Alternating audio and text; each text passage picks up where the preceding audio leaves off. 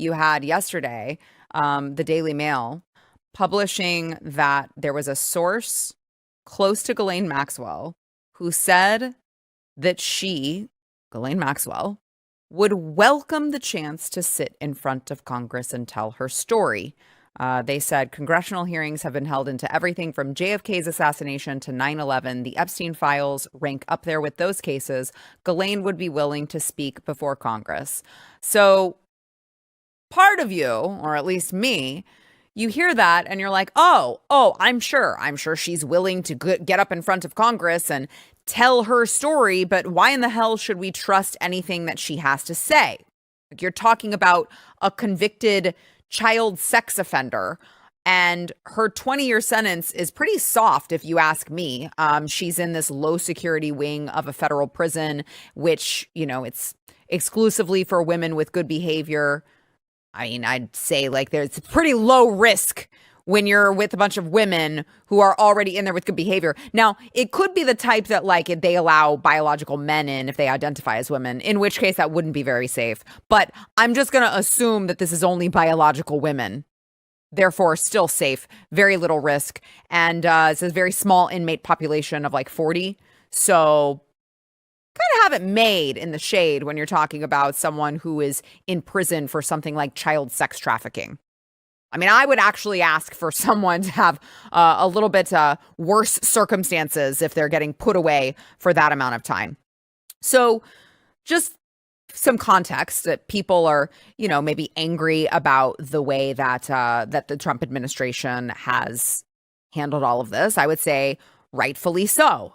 Why is Pam Bondi going on Fox News saying, I've got the files, they're laying on my desk, we're going to release it, to all of a sudden, well, there are no files. I don't know what you're talking about. Why do you keep asking me questions about files? Clearly, I've said there are no files. It's like, guys, don't gaslight us. I know what you guys said. I know what Kash Patel said. I know what Dan Bongino said before they got into the administration. I know what Pam Bondi said after she got into the administration. Now, how interested she was about this before she got into the administration, I'm not sure. But regardless, like we remember what you guys said, okay? So I approach this with all the cautiousness in the world, all right?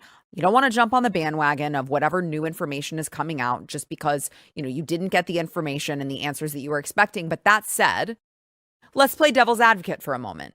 Maybe there are reasons why Ghislaine Maxwell might actually be credible. Number one is that there was no plea deal that was offered, which is pretty crazy to me, that you would think that you had the prosecution with James Comey's daughter, even, that you still wouldn't be offering this woman a plea deal. Everyone gets a plea deal. The Daily Mail's source that I mentioned earlier revealed that despite the rumors, they said Ghislaine was never offered any kind of plea deal. And so that was why that she wanted to go sit and tell Congress her story. They said no one from the government has ever asked her to share what she knows. She remains the only person to be jailed in connection to Epstein, and she would welcome the chance to tell the American public the truth. Now, I have a very hard time believing no one from the government has ever asked her to share what she knows. That seems odd, doesn't it? No one from the government? So then you have to ask, how much does this source really know? Who knows? But if that were the case, that would be very telling. And I would want Ghislaine Maxwell to come up and tell the American people the truth about what happened.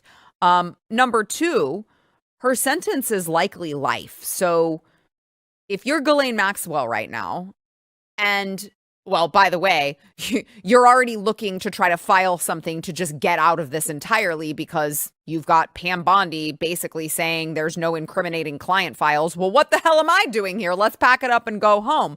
But I mean, if she continues in the sentence that she already has, it would be in her best interest to try to soften that sentence, potentially get an earlier release. She's 63 years old and she's 2 years into a 20-year sentence. So this could be life. Otherwise, she's released when she's 81 years old.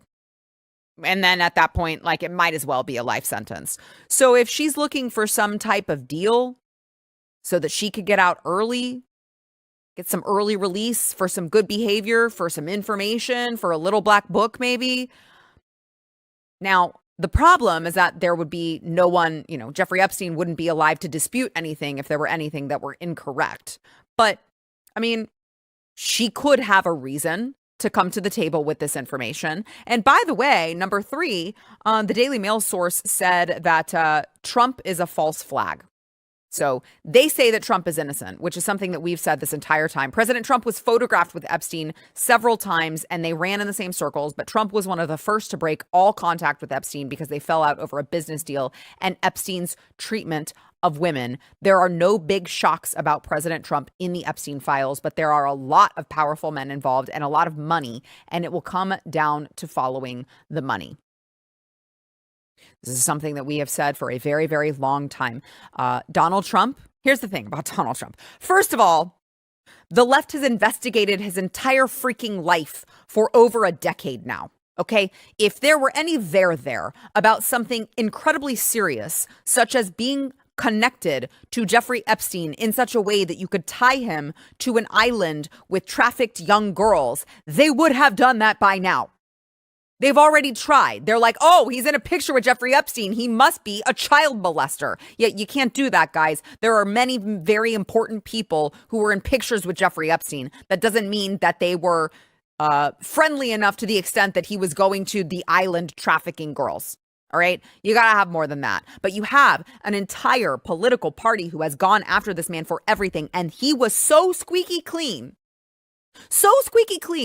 that they had to make up crimes that didn't exist.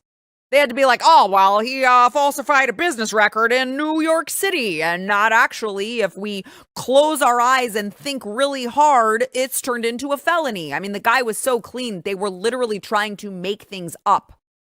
So no, of course, Trump is not tied to Epstein in that way. He never has been. He never will be. As much as the left wants to try to paint that picture, it's just not true. By the way, while you guys are watching this, make sure, if you're not watching this on YouTube, go head on over to YouTube, Sara Gonzales Unfiltered. Make sure to subscribe over on YouTube and smash the like button, or you can gently tap it. We all appreciate a gentle tapping from time to time. Comment, it'll help us in the algorithm. What do you think about Ghislaine Maxwell? Is she going to tell the truth? Do you trust what she would say?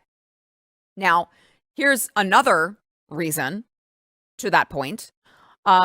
Speaking out about Mossad killing her father. Remember, Robert Maxwell, okay? Because to be clear, her father, Robert Maxwell's death in 1991 was ruled a heart attack followed by an accidental drowning. However, there were rumors that he, committed suicide, and these rumors persisted. And here's what Ghislaine had to say about that in 1997 to The Guardian. Now, I want to ask you, as I'm reading this, whether or not this sounds a little familiar, okay? He did not commit suicide. That was just not consistent with his character. I think he was murdered. Ooh. Happens to people who are very close to Ghislaine Maxwell, I said. So she was referring to a theory put forth by a former Israeli intelligence operative, Ari Ben Menashe, who told the New Yorker journalist Seymour Hersh that Robert Maxwell was assassinated because he tried to blackmail Mossad. There are a ton of connections between him and Mossad. And of course, that is the entire theory behind Jeffrey Epstein, or at least one of them, was that he was working with Ghislaine Maxwell, who had worked with her father. They were all connected to Mossad, and they were working as this honeypot scheme to gather intel as, working for the Israeli government. They were gathering intel on American politicians, on very famous Americans, on people that they could hold it over their heads to get something in the future. That, of course, was the going conspiracy theory. But it is very interesting, isn't it?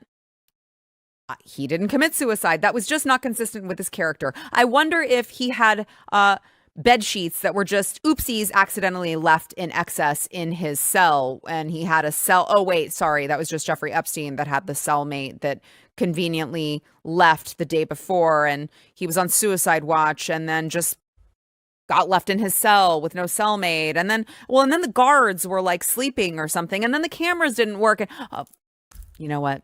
It's fine. It's all just a coincidence. So it's very strange to me that as of the time of this taping, at least, I'll give them an out. Who knows what could happen in the hours between the time that I'm taping this and the time that it airs? Not a single member of Congress has publicly responded about hearing Ghislaine Maxwell. Seems odd. If you really want the truth, if you really want the facts, you might as well listen to her. You don't have to just blindly believe it. But is there anyone else who has the ability to potentially shed light on what the hell was going on? She's pretty much the only one left at this point. Nevertheless, over the weekend, Representative Ro Khanna made this call to action on X.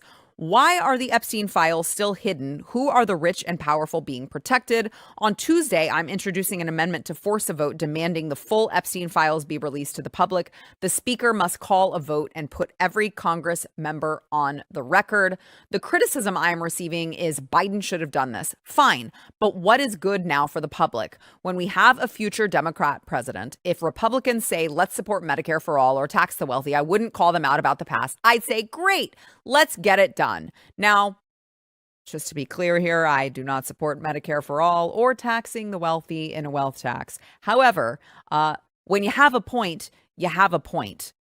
Every single congressional member should be put on the record as to whether they want Epstein files to be released to the public. Do you want transparency or do you not?